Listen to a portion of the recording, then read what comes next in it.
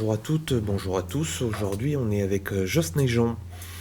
Joss Neigeon qui va nous montrer comment elle réalise ses sphères. Donc, elle commence par noter les centres de son carrelet à la main. Elle se sert de ses doigts comme un trusquin en fait pour trouver les centres et elle installe son carrelet.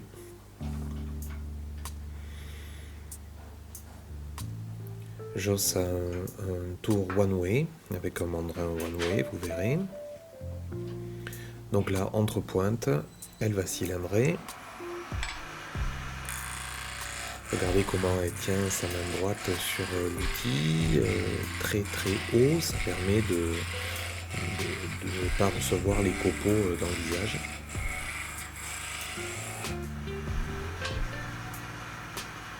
Passe de finition à la gouge, donc avec la lèvre gauche.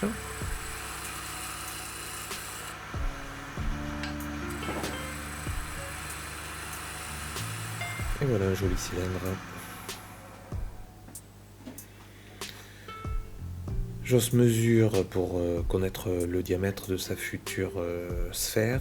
Donc là on est à 63, elle note 63 en laissant 2 sur longueur, une à gauche, une à droite. Et elle note le centre de 63, 31,5.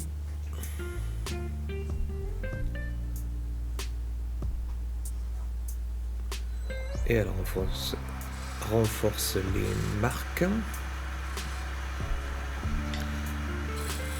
Au bédane tenu à la française, elle tombe les surlongueurs. On reconnaît les élèves à Jean-François Escoulin avec ce bédane tenu comme ça.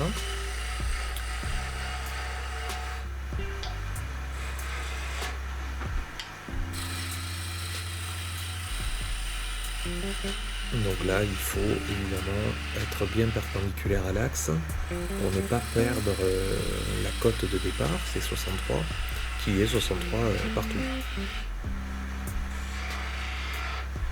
Donc elle vérifie qu'elle a bien ses 63. Et c'est parti pour façonner cette sphère. Alors, on commence par une boule.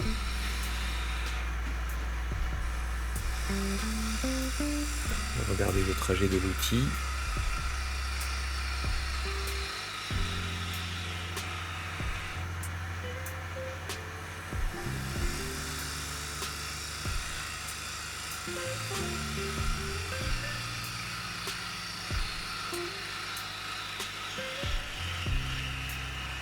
Voilà pour le côté gauche et le côté droit.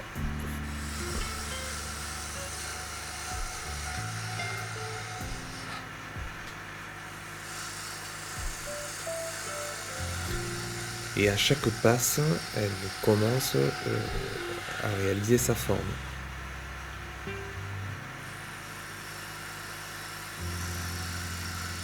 Voilà, 3 passes à gauche, 3 passes à droite.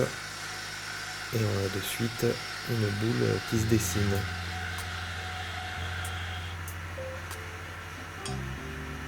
Petit bédane de 5 pour tomber un petit peu plus les surlongueurs. Elle s'est laissée sur le dessus 1 ou 2 mm à gauche et à droite du trait milieu pour pouvoir maintenant, après avoir vérifié qu'elle était bien à 63 partout, utiliser sa gouge à profiler pour une passe de finition.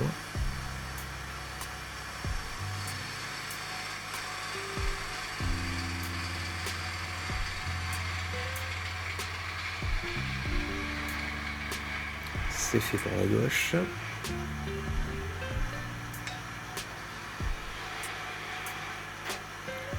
C'est une gouge affûtée très aiguë avec un double biseau.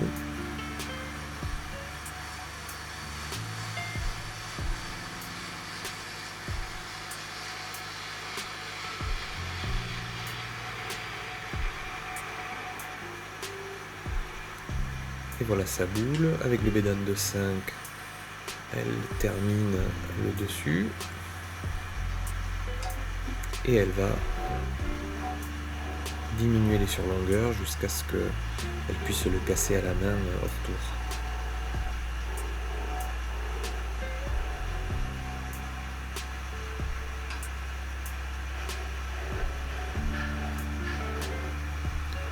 Voilà qui est fait.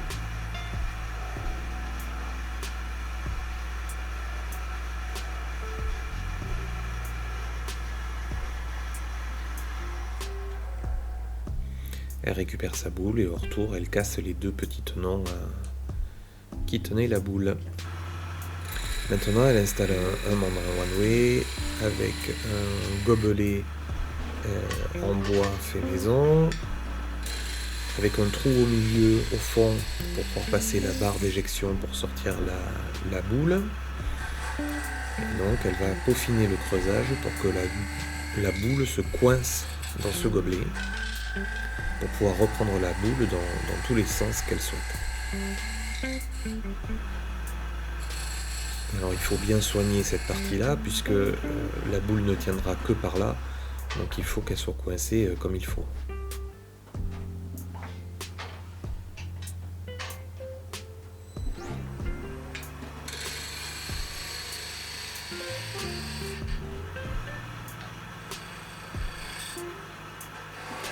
Et il ne faut pas que la boule touche au fond, sinon elle serait éjectée.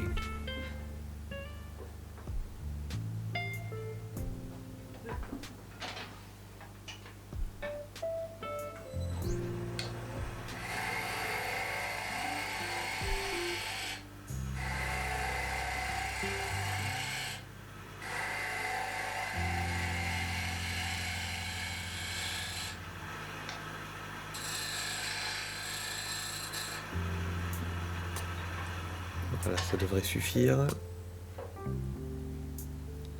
Et donc elle va la coincer avec l'axe qu'elle a dessiné, parallèle à l'axe du tour.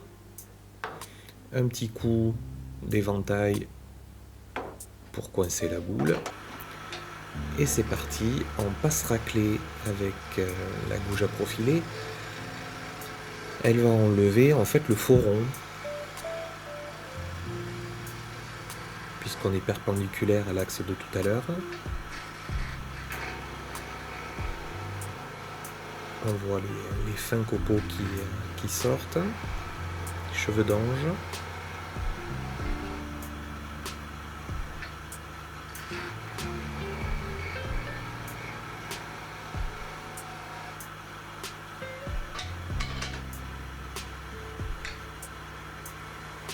Et quand il n'y aura plus de faux rond,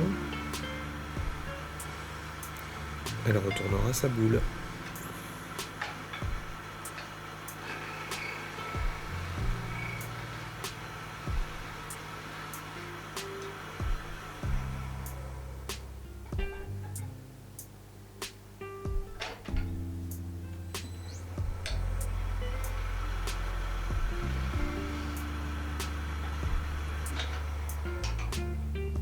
Elle éjecte sa boule avec la barre d'éjection, voilà.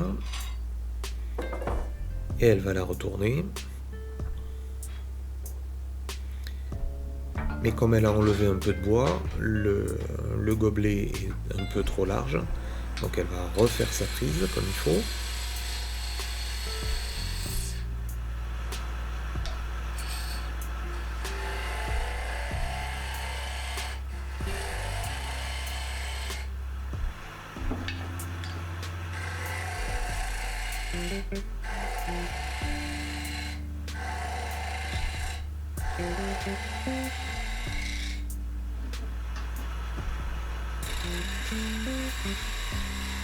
Elle n'hésite pas, si elle n'est pas satisfaite du résultat, à manger un peu plus de bois. Il faut que cette prise soit parfaite.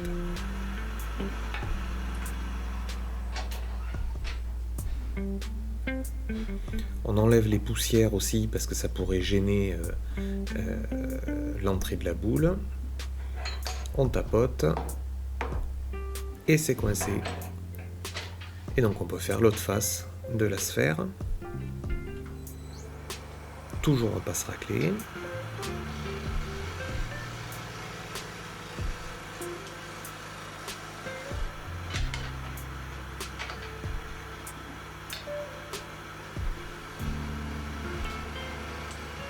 Notez que la boule est enfoncée après le milieu, on va dire, ce qui permet de rectifier. Elle rentre en fait d'un gros tiers, mais pas jusqu'au milieu. Ça permet de rectifier le tout.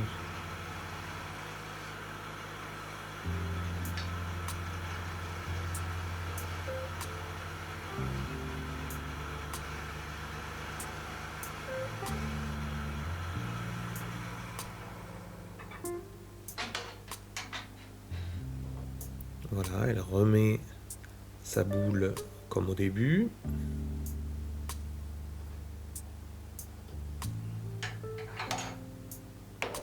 On tapote pour la coincer, toujours.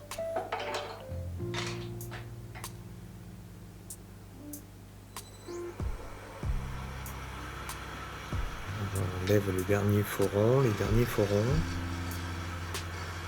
très légèrement.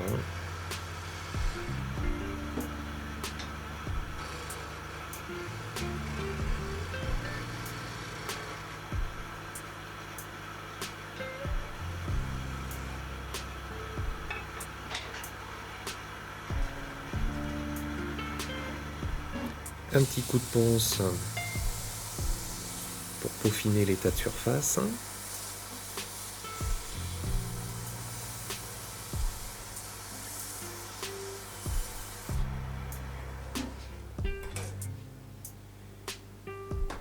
Il faut poncer l'autre côté de la boule, on l'éjecte et on retourne.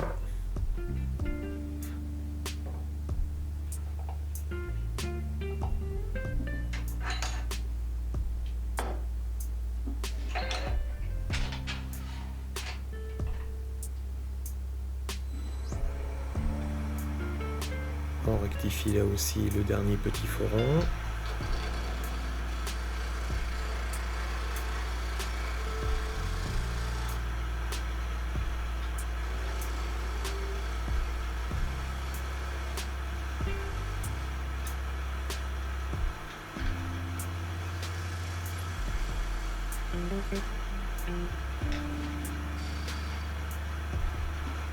Et on ponce.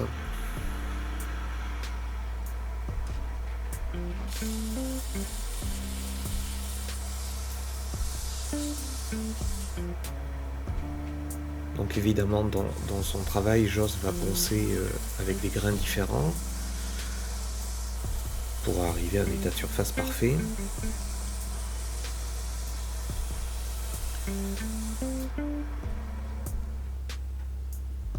Parce que ces sphères, Joss va les travailler après. Donc elle remet encore une fois dans l'autre sens pour finir le ponçage.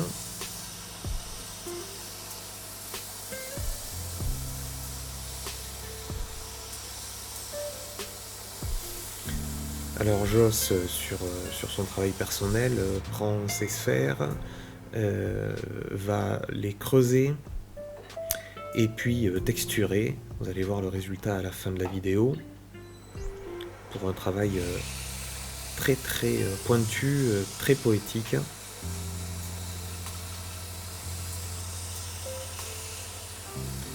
Et voilà, la sphère est terminée. Voilà son travail, donc c'est creuser, texturer de façon différente.